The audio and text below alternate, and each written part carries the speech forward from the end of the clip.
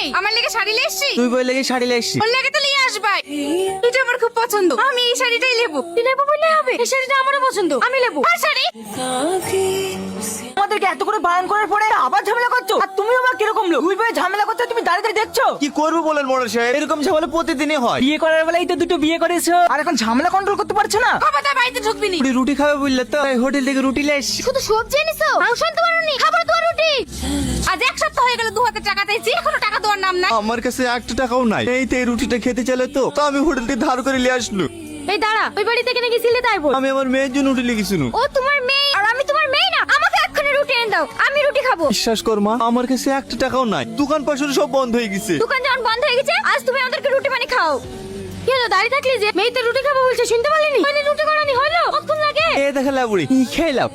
এই ব্যাগটা আমাকে দে, আমি ভাগ করে দিচ্ছি। তুই ভাগ করবি মানে? আমাকে তো আমি ভাগ করবো। এই ছাড় বলছি, আমি ভাগ করবো। ছাড়। আপনারা চুপ করেন। প্রত্যেক মাসে এভাবে ঝামেলা করেন কেন? আপনারা যদি প্রতি মাসে এভাবে ঝামেলা করেন না, আপনার স্বামীর চাকরিটাই চলে যাবে। টাকা আমি ভাগ করে দিচ্ছি, ব্যাগটা দেন। এই মাসে আপনাদের স্বামী 40,000 টাকা বেতন পেয়েছে, আপনি নেন 20,000, আপনি নেন 20,000। আর এই মাসে আপনার স্বামীর অফিসের যাতায়াতের খরচ দুজনেই 3,000 করে টাকা দেন। এই টাকা থেকে আমি 1 টাকা ফালতু খরচ করতে পারবো না। তাহলে আপনি দেন। ও দিল না, আমি দেবো। এই চবড়ি, দেখলেন স্যার? আমি সবই বুঝি টনি।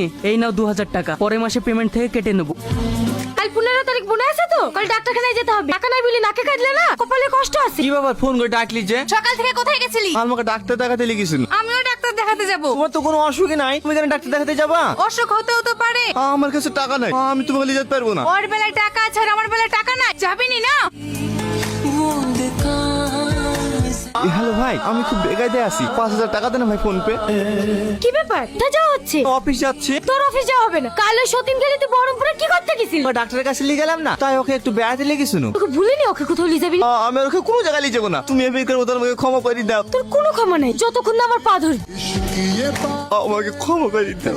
এই দাঁড়াও, উপরতলা অফিসে ঢুকবা না। যার কোনো টাইম জ্ঞান নেই সে অফিসে কাজ করতে পারবে না। স্যার আপনি তো সবই জানেন। তো আমি কি করবো? বেরিয়ে যা শিগগিরই।